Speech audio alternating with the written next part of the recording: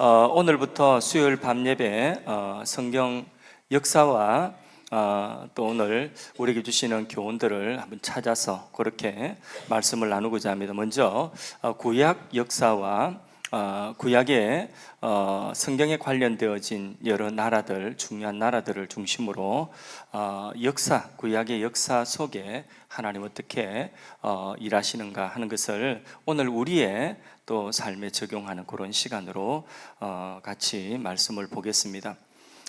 PPT 보면요, 화면을 보면 구약 성경의 이스라엘 역사와 관련되어져서 성경에 등장하는 여러 나라들이 있는데 그 중에 6개 중요한 나라들이 있습니다. 저 사진이 첫 번째 사진이 성경 역사의 한 부분입니다. 성경 역사의 중요한 한 부분인데 저기 가운데 저기가 성경 전체 구약과 신약이 배경이 되어지는 그런 지도입니다. 다음요.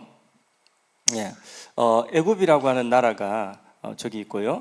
그 다음 저쪽에 있는 나라는 어떤 나라냐면 로마라고 하는 나라가 있고, 또 하나는 헬라라고 하는 그리스죠. 그 나라가 있고, 또 하나는 아수르라고 하는 나라가 있고, 그리고 바벨론이라고 하는 나라가 있고, 페르시아라고 하는 나라가 있는데 그 중에서 오늘은 애굽이라고 하는 구약 성경에 나오는 애굽이라고 하는 나라와 이스라엘 성경 역사와 어떤 관련이 있는가 하는 부분들을 통해서 같이 말씀을 나누고자 합니다.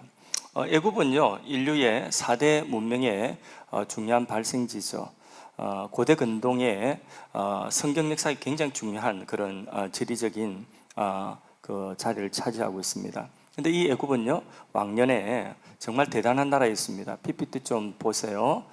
이집트는요, 피라미드로 유명하죠. 그 다음에 스핑크스, 오벨리스크 이런 건축물들이, 고대의 엄청난 건축물들이 많이 있습니다. 그 중에 또 미이라, 이런 고대 유적지들 파서 나오는 유적들이 세계 문화유산, 정말 인류의 최고의 그런 오래된 문화유산들이 정말 땅 파면 나오는 보물처럼 나오는 그런 곳이 애굽입니다. 그래서 우리나라는 뭐 신라 1000년 전에 저 경주에 가면 땅 파면 1000년 전의 유물들도 나오는데, 근데 이집트는 땅 파면 2000년, 3000년 된 게 그냥 막 나옵니다. 그 정도로 고대의 엄청난 문명의 꽃을 피웠던 곳이 바로 이집트입니다. 근데 이 이집트의 그 최고의 강점이 뭐냐면, 애굽의 최고의 강점은 바로 강입니다. 무슨 강이죠? 나일강이죠. 이 나일강을 중심으로 해서 나일 문명이라고 하는 고대의 4대 문명의 그 발상지가 되었죠. 그러니까 이 이집트라고 하는 나라는 나일이라고 하는 나일강이라고 하는 이 강의 자연의 이렇게 하나님 주신 축복을 누렸던 고대의 큰 나라입니다. 그래서 하나님 주신, 이집트에 주신 최고의 선물은 바로 나일강이라고 해도 과언이 아닙니다.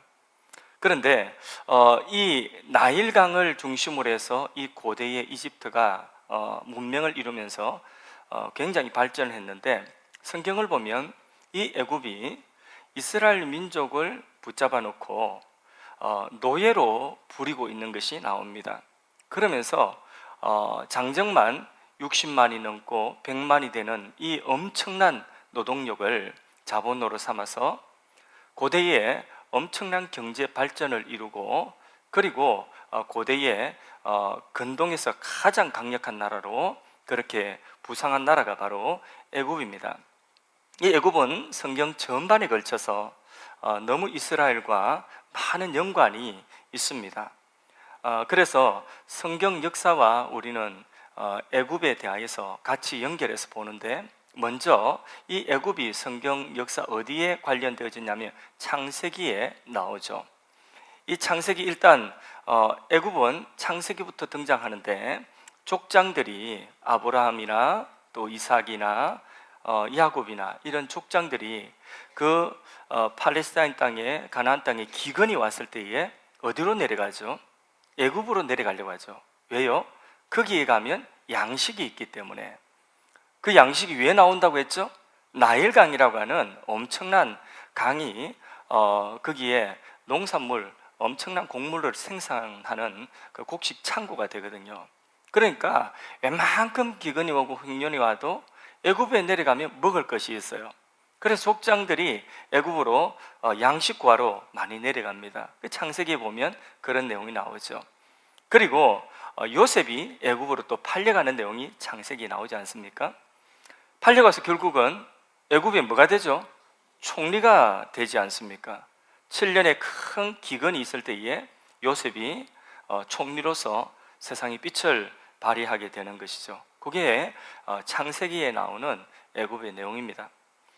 또 성경 출애굽기에 보면 애굽에 내려갔던 이스라엘의 70명의 가족들이 애굽에서 430년을 지내면서 하나의 큰 민족이 되어집니다.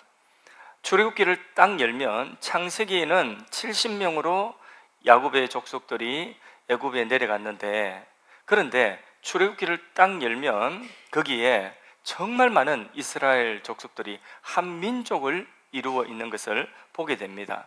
그래서 70명이 그 400년 좀 넘는 기간 동안에 수백만 명으로 번성합니다. 그냥 그야말로 순풍산부인가요? 그냥 애를 순풍순풍 놓는데 뭐 상둥이도 놓고 새상둥이도 놓고 모르겠지만은 어쨌든 엄청나게 인구가 번성을 하게 되는 것입니다. 그래서 출애굽기 딱 열면 첫 장에 보면 벌써 70명의 가족이 하나의 큰 민족이 되어서 애굽 속에 살고 있는 것을 볼 수가 있습니다.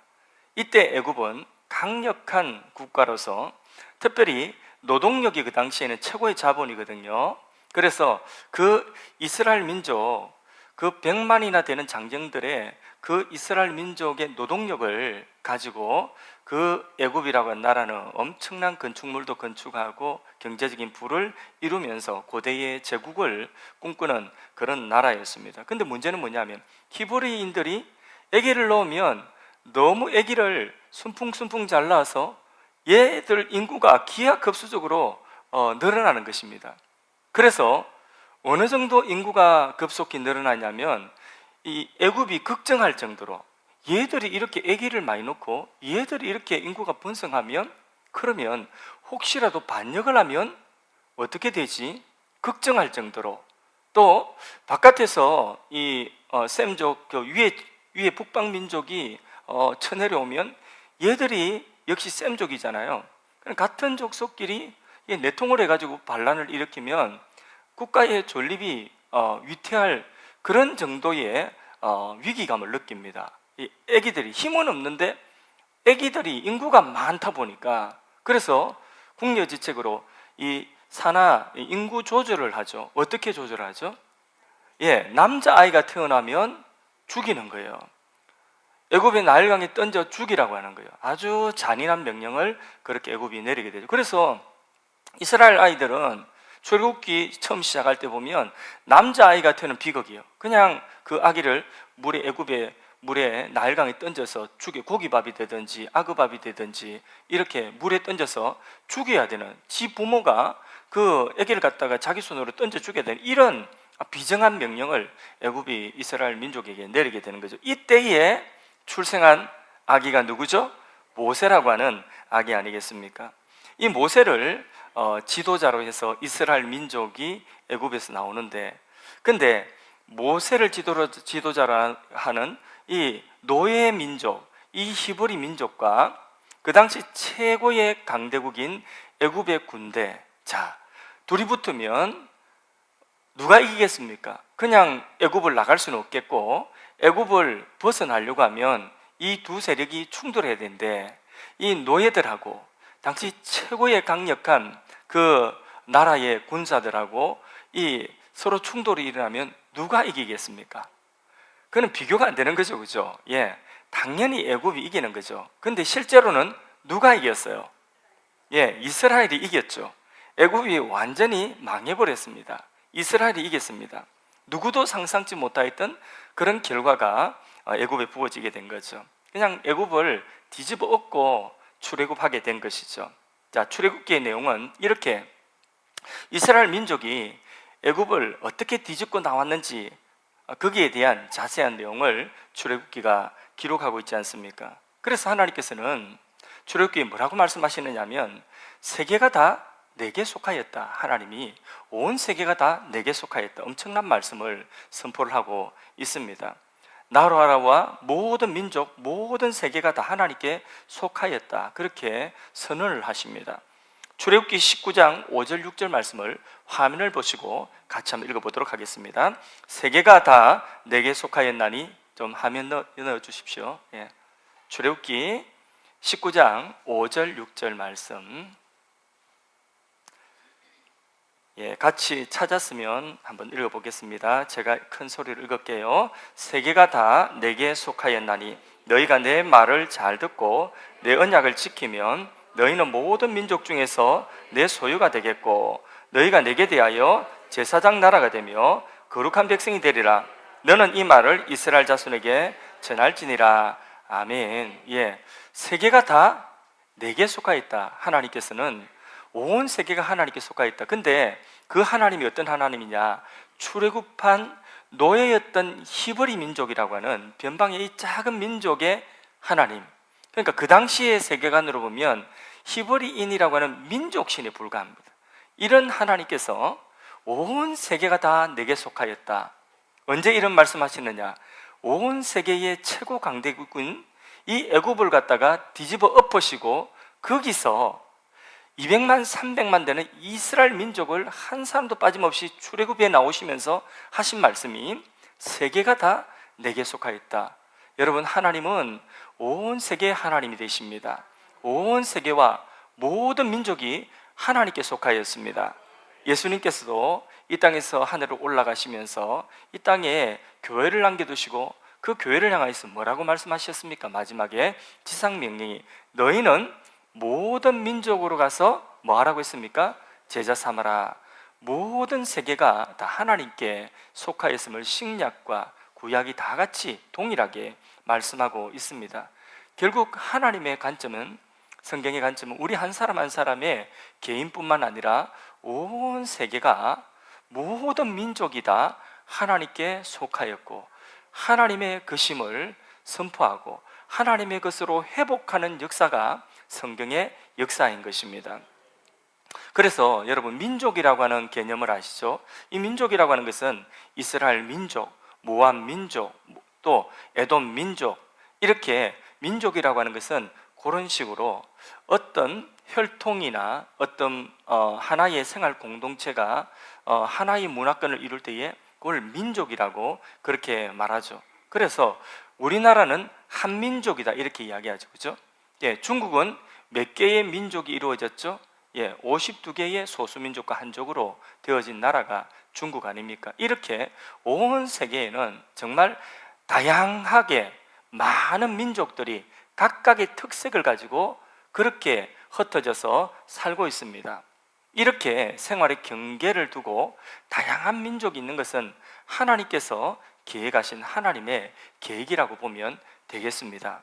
그런데 여기 민족이라고 하는 것에 ISM, 이즘이라고 하는 민족주의라고 하는 꼬리표가 붙으면 그때부터 굉장히 부정적으로 바뀌어지게 되는 것입니다. 예를 들면 애굽에서 총리인 요셉이 그 가나안에서 온 형들과 함께 식사를 하는 장면이 나오죠. 그죠? 식사 자리 초대해서 요셉이 형들과 같이 밥 먹는데 성경에 보면, 창세기 보면 뭐라고 말씀하고 있냐면 애굽 사람은 히브리 사람과 같이 먹으면 부정을 입음이라 멸시했다는 거죠. 그러니까 어떤 민족이 뛰어나다고 생각했죠? 애굽 사람들은 자기 민족이 우월하다고 생각을 했습니다. 또 신약 성경에 보면 예수님 당시에 똑같은 생각을 하고 있는 사람들이 있죠. 누구죠? 유대인들이 역시 똑같은 생각을 하고 있죠. 그래서 우리는 아브라함의 혈통이다 하는 민족적인 혈통의 우수성을 굉장히 강조를 하면서 오해하고 착각을 하고 있습니다. 독일의 나치가 게르만 민족의 우수성을 강조하면서 그러면서 유대인들을 인종 청소하는 현대사에 이런 비극이 있었잖아요. 우리나라도 일본 민족이 그 일본 민족적인 그 민족주의 거기에 우월성이 온 세계를, 동남아시아 세계를 뒤집었고 많은 상처를 주지 않았습니까? 이렇게 어떤 한 민족이 지나치게 민족주의를 강조하게 되면 주변 나라들이 피곤하게 됩니다. 주변에 평화가 깨어지게 되는 것이죠. 그래서 한 나라가 우월성을 가지고 다른 나라를 침략하고 힘으로 정복하는, 그래서 결국은 제국이라고는 힘 있는 나라, 엄청난 세계를 제패하는 제국이라고 하는 그런 나라를 만들고자 하는 욕심이, 인간의 욕심이 그 속에 일어나게 되는 거죠. 그래서 일본도, 우리는 일본 무슨 나라라고 하죠? 제국주의라고 하죠. 일본 제국주의. 일본 제국주의 때문에, 그 민족주의 때문에 동남아시아 나라들이 피해를 많이 입었습니다. 2차 대전 때에 게르만 민족, 독일 제국주의죠. 그래서 전 유럽이 엄청난 고통을 받았습니다.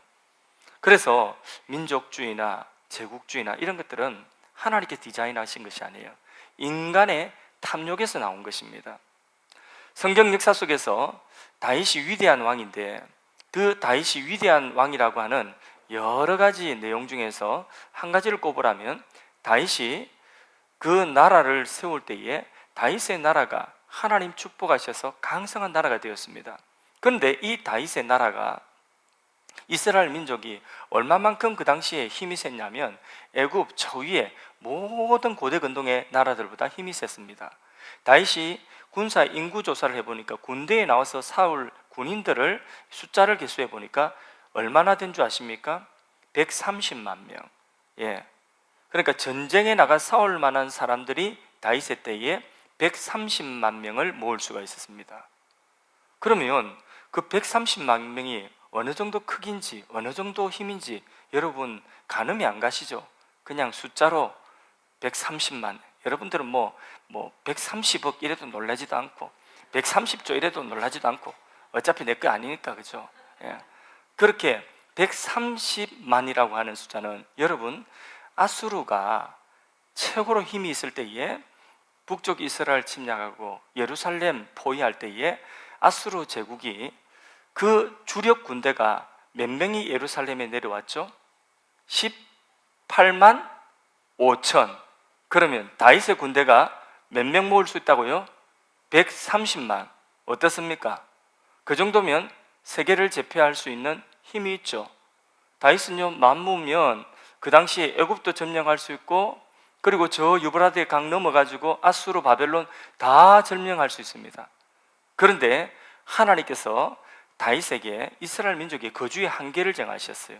위에는 유프라데 강을 넘어가지 말라고 했고, 아래는 애굽 하수를 넘어가지 말라고 했어요. 왜? 하나님의 계획은요, 이스라엘 민족이 힘으로 세상을 지배해서 제국주의를 만들어서 하나님 나라 원하는 걸 원치 않았습니다. 하나님의 계획은 뭐냐면, 이스라엘로 가는 민족이 하나님 말씀 잘 지키는 민족이 되어서 그 하나님 말씀을 잘 지킴으로 하나님 말씀 전해서 온 세계가 하나님 나라 회복되어지는 그런 하나님의 거룩한 나라요, 제사장 나라를 하나님이 삼으시기를, 그것을 계획하시고 이스라엘 민족을 불렀거든요. 그래서 가나안 땅 주시고 힘있게 하신 것입니다. 그래서 이 다윗이 훌륭한 점은 힘이 있음에도 불구하고 그 힘을 낭비하지 않고 그 제사장 나라로서의 그 이스라엘 민족의 정체성을 다윗은 그것을 가지고 있었다는 거예요. 그래서 그게 훌륭하다는 것입니다. 하나님의 뜻은 제사장 나라를 통해서 온 세계 열방, 세계가 내게 속하였다 할 때에 온 세계를 구원하시기를 하나님 원하시는 것입니다. 하나님은 아브라함에게 뭐라고 말씀하셨느냐? 너로 큰 민족을 이루고 그 민족으로 말미암아 천하 만민이 복을 받을 것이다.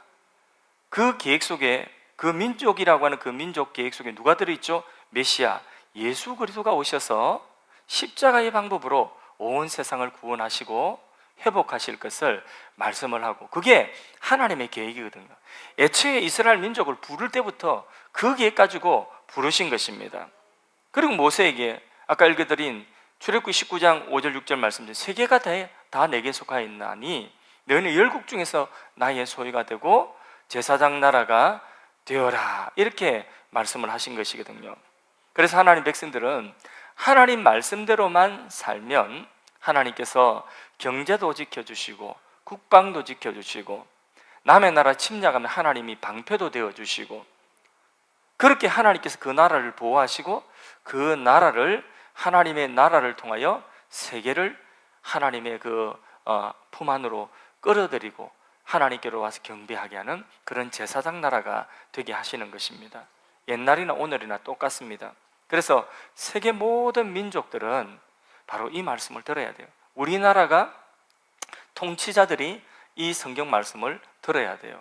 하나님께서 모든 세계에 힘 있는 나라 되어서 너희가 국방으로, 너희가 군사력으로 나라를 지키고 경제력으로 나라를 지키고 부강하게 해서 세계 모든 민족에 뛰어나라, 이게 아니라 하나님께서는 하나님의 백성들이 서 있는 그 나라 속에 무엇을 하러 가느냐? 하나님의 말씀을 지키는, 하나님의 말씀을 지키는 거룩한 나라가 되어서 그 영향력으로 세상을 구원하는 제사장 나라가 되라. 그러면 하나님이 경제도 국방도 나라를 보호하시고 강성케 하시고 복되게 하신다는 것입니다. 우리나라가 복되게 되어지는 길인 줄로 믿습니다. 자, 성경에 보면 이 애국과 가장 관련되어진 그런 애국과 뗄래야 뗄 수가 없는 인물이 나오는데, 창세기에 나오는 그 인물이 누구죠? 애국과 뗄래야 뗄 수가 없는 그 인물이 요셉이죠. 그죠? 요셉. 예. 요셉입니다. 요셉은 애굽의 총리로 발탁되고 난 이후에 뛰어난 지혜로 7년의 풍년을 잘 관리하여서 비축하고, 그리고 7년의 큰 흉년이 왔을 때에 그 흉년의 기간 동안에 고대 여러 나라들 가운데서 애굽이라고 하는 나라가 그 고대에서 가장 강성한 나라, 가장 경제력이 탄탄한 나라로 그렇게 세우는 데에 이 요셉이 그 역할을 했던 것입니다. 7년 흉년 때에 요셉이 토지법을 이렇게 제정을 했는데, 그 토지법이 얼마나 탁월한 그 5분의 1 토지법인데 토지를 다 이게 애굽의 그 국가 소유를 해가지고 그 국가가 이제 토지를 다시 나눠주는 거예요.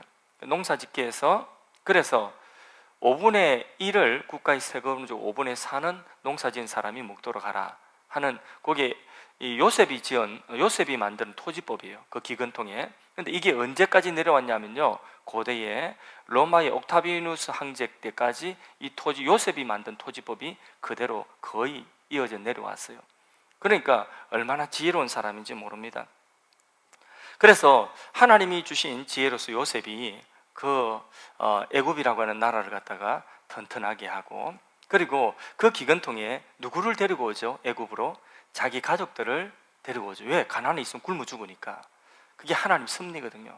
그래서 그 가족들을 데리고 왔는데, 그 가족들 모두가, 그 식구들 수가 요셉의 자식들까지 다 포함해서 몇 명이죠? 성경에 70명이 그렇게 내려왔습니다. 그 애굽에 있으면서 애굽에서 어디에 거주하게 되었죠? 예, 고센이라고 한 땅에 거주하게 되었습니다. 그 고센 땅은 곧바로 애굽에서 나가기가 제일 좋은 땅이에요. 거기에서 목축하는 일을 했어요. 근데 이 목축하는 일을 애굽 사람들은 하찮게 여기고 가증하게 여겼거든요.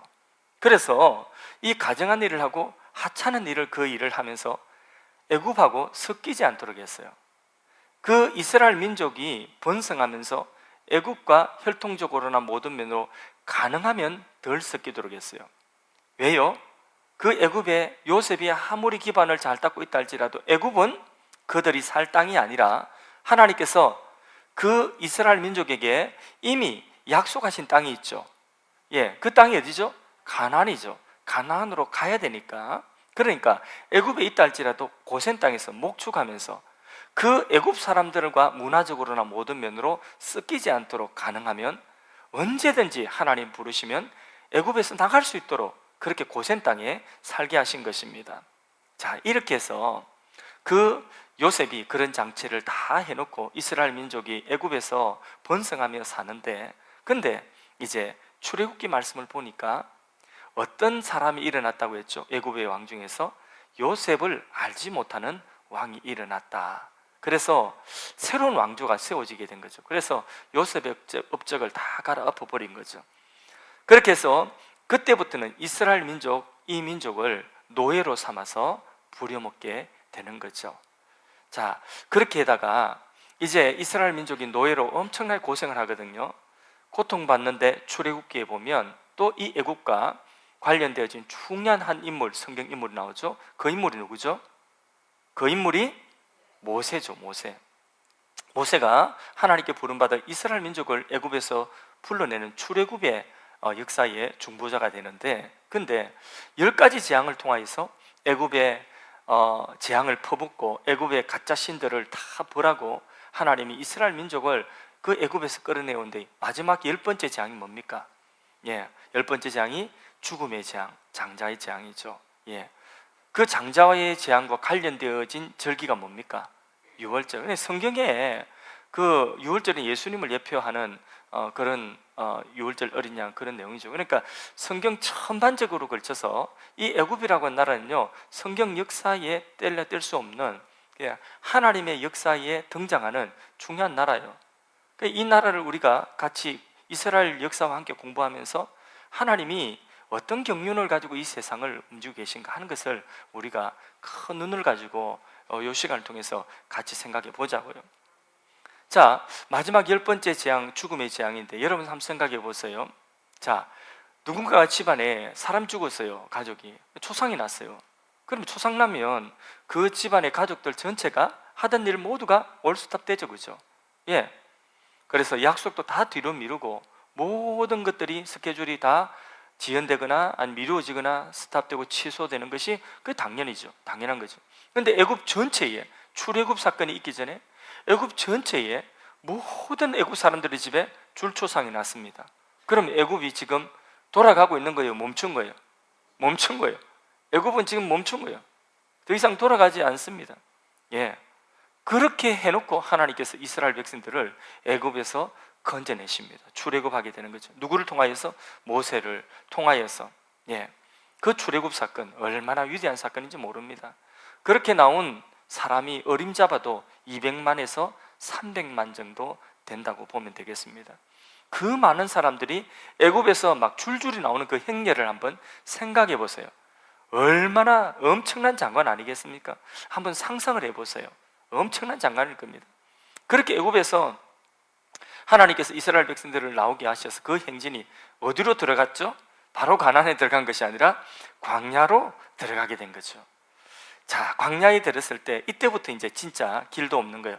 매일매일 하나님 살아계심이 막 나타납니다. 매일매일 먹을 것 없으니까 하늘에서 매일매일 뭐 주시죠? 이슬과 함께 만나를 주시죠. 정말 기적입니다. 또 고기 먹고 싶다니까 뭐가 날라오죠? 메추라기 어디서 막 날지도 못하는 것들이 한 그 딱 날라와가지고 날라와서는 이제 지쳐가지고 더 이상 날지를 못하고 그 자리에서 다 고기 되는 거예요. 자, 물이 없는 그곳에 가서 반석을 치니까 물이 나오죠. 매일매일 갈 길을 모르니까 밤에는 추우니까 불기둥이 있고 낮에는 더우니까 구름기둥이 있고 그 구름기둥 불기둥이 시시때때로 갈 길을 인도해가지고 방향을 잡아서 인도해 주죠. 그러니까 광야에 들어가면서부터 진짜 하나님이 어떤 분인지 또 체험하게 되는 거죠.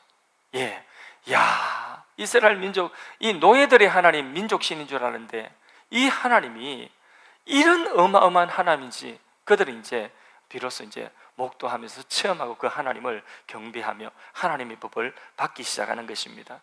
그 압도적인 사건 하나가 뭐죠? 홍해의 사건이죠.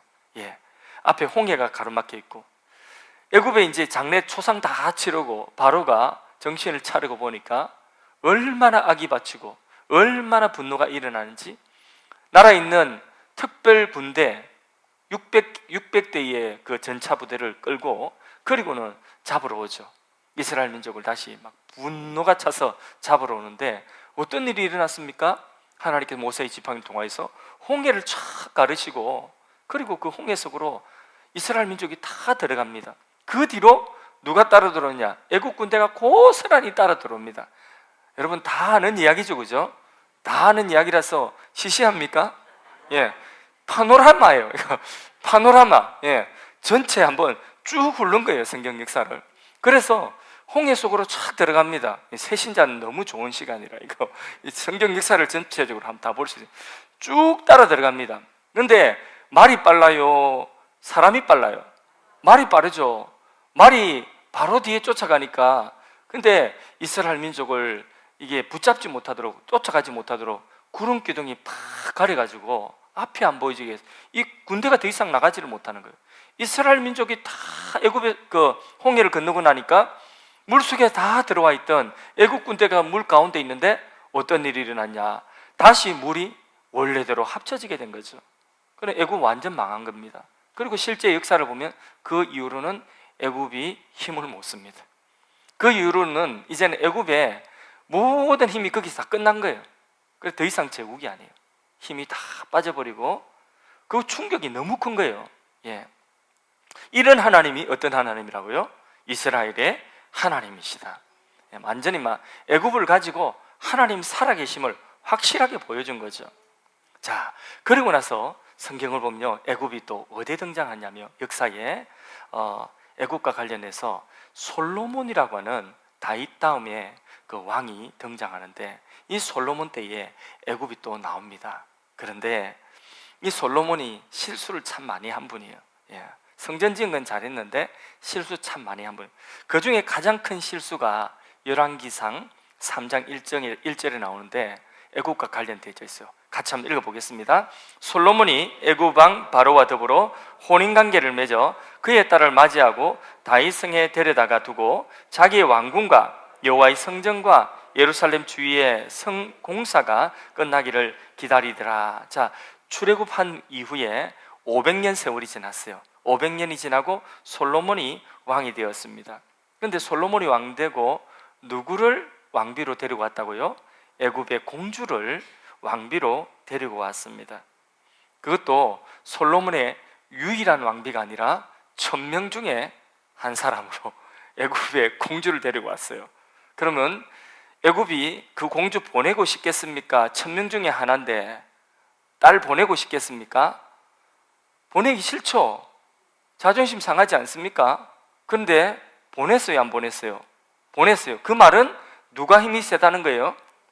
솔로몬이 힘이 세다는 거예요. 애굽이 찍도 못 쓴다는 거죠.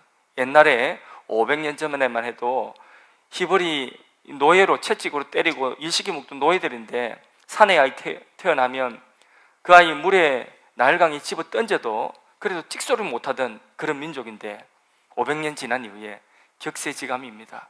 이렇게 애굽이 지금 형편없이 몰락한 그런 내용이 성경에 나오게 되는 거죠. 근데 그 솔로몬이 뭘 실수한 거죠?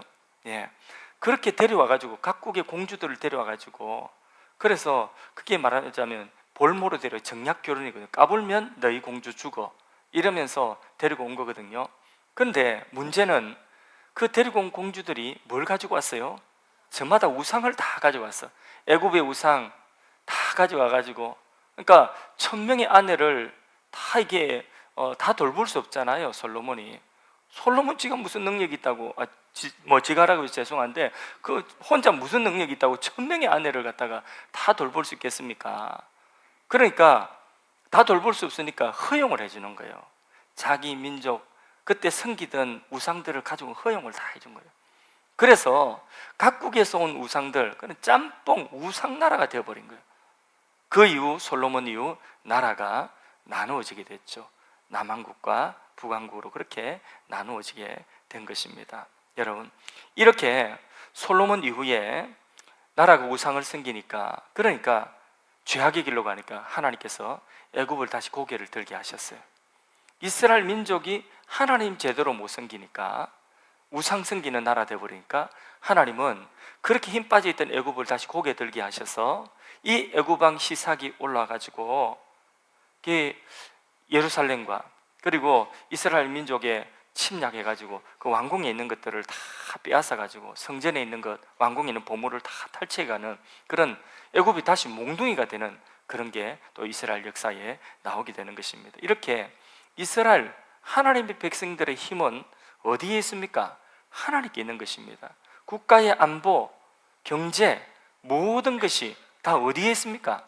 하나님께 있는 거예요. 하나님께. 자, 이제 이 애굽이 멸망하는 사건이 나오는데 그 멸망하는 사건을 잠깐 말씀을 드리면 이스라엘은 솔로몬 이후에 남과 북으로 나라가 나눠지게 됩니다. 근데 북쪽 나라는 북쪽 이스라엘을 가지고 19명의 왕들이 나옵니다. 그 다음에 남쪽 유다는 20명의 왕들이 나오는데 북쪽 왕들은 다 악한 왕들이 우상 숭배하는 왕들이에요. 그래서 북쪽 나라도 결국은 멸망하게 되고 남쪽에 20명의 유다의 왕들 가운데는 선한 왕들이 몇몇 섞여 있었습니다. 그 중에 대표적인 인물 하나가 요시야라고 하는 왕입니다. 당시에 요시야 당시 국제 정세는 아수르 나라가 저 북쪽에서 대장 노릇을 했어요. 아수르가 제국을 이루었거든요. 대장 나라를 하다가 힘이 조금 약해졌어요. 대신에 아수르가 힘이 약해지면서 그 아수르 옆에 있는 바벨론이라고 하는 나라가 일어났어요. 그래서 바벨론이 힘이 점점 세지고 아수르가 그 힘을 유지하려고 하는 이 두 세력이 충돌하고 있었습니다. 그래서 이제 이 두 세력이 차지한 땅을 이제 서로 이제 얼마만큼 더 많이 가자는 이런 상황 속에 애굽이 저 밑에서 자기도 지분을 좀 차지하기 위해서 이 애굽이 힘을 모아가지고 이 위에 나라들, 아수르가 힘 빠졌으니까 또 바벨론이 아수르하고 싸워주니까 지도 올라가가지고 그 고대 근동의 지분을 차지하기 위해서 애굽이 올라가는데, 그런데 이 요시야 왕이 우리 땅 지나가지 마라 하고 막았던 거죠. 막아서 전쟁을 일으켰던 곳이 어디냐, 머깃도라고 하는 것이에요. 신약 성경의 요한계시록에는 그 머깃도를 아마겟돈이라고 합니다. 전쟁터예요, 전쟁터. 그 전쟁하는 곳이에요. 그래서 그 머깃도에서 애굽이 올라가는데 이 유다의 요시야 왕이 애굽의 이 너고 왕을 막아서 그래서 못 올라가게 하는 거예요. 전쟁이 일어날 치열한 전투 끝에 누가 이겼겠습니까? 애굽이 이기죠. 그래서 요시야는 전사하고 그 애굽이 올라가서 거기서 싸우는데 이미 힘을 다 빼놓으니까 거기서 바벨론한테 엄청 두드려 맞고 내려오게 됩니다. 그러면서 화가 나가지고 내려오면서 너희 때문에 짓다 이러면서 괜히 분풀이를 어디 하냐면 예루살렘에 분풀을 하는 거예요. 분풀을 하고 거기에 애굽이 왕을, 자기가 원하는 왕을 이스라엘의 유다에 세우게 됩니다. 그래서 여호와김이라고는 왕을, 자기가 원하는 왕을 세워놓고 가서 조공을 3년 동안 바치라고 합니다. 자, 그렇게 하다가 자 보십시오. 자, 애굽이 그 유다 나라에 조공을 3년 동안 바치면서 조공 내라고 하는데, 근데 저쪽 위에서는 무슨 일이 일어났냐면 바벨론이 아수르를 다 이기고 세상을 바벨론이 평전을 해버렸어요. 그러니까 이 바벨론이 어디를 이제 차지하려고 하겠습니까? 내려와서 예루살렘에 내려오니까 이 조공바치던 예루살렘, 애굽에 조공바치던 애굽과 바벨론이 부딪힐 거 아닙니까? 그래서 둘이서 전쟁을 벌였어요. 세계 역사에 나오는, 전쟁사에 나오는 그 유명한 갈그미스 전투라고 하는 유명한 전쟁이 일어납니다. 애굽과 이 위에 바벨론과의 전쟁이 일어나서 그 갈그미스 전투에서 누가 이길까요? 바벨론이 이깁니다. 그래서 애굽 전체를 바벨론이 다 차지합니다. 그래서 바벨론이 저 아프리카, 이집트까지 다 땅을 차지하게 됩니다. 그러면 예루살렘은 누가 가질까요? 예? 예루살렘은 성경에 보면 남쪽 유다 나라는 바벨론에 멸망을 하게 되죠. BC 586년에 멸망을 하게 됩니다. 이렇게 해서 이 애굽도 멸망하고 유다 나라도 같이 바벨론에 멸망하게 된. 그러니까 이 성경의 이스라엘 역사와 애굽은요, 그 유다 나라가 멸망할 때까지 이 애굽 나라가 계속해서 같이 이렇게 가는 것을 성경의 창세기부터 쭉 성경 끝까지, 구약 성경 끝까지 애굽이 같이 가는 것을 보게 됩니다. 이렇게 애굽은 이스라엘 역사를 아는 데 있어서 이렇게 빼놓을 수 없는 그런 나라라고 볼 수 있겠습니다. 자, 여기까지 성경 역사 그리고 이 세상의 그 역사를 우리가 쭉 한눈에 쭉 훑어봤습니다. 근데 우리가 이런 역사를 보면서 그 역사 이면에 하나님의 역사를 봐야 되는 것입니다. 애굽의 힘의 핵심은 뭐라고 했어요? 나일강이라고 하는 자연의 축복이죠, 그렇죠? 그 자연의 축복으로 일찍이 애굽은 문명을 형성하고 그래서 문명 나라 중에 하나로 발전을 했습니다.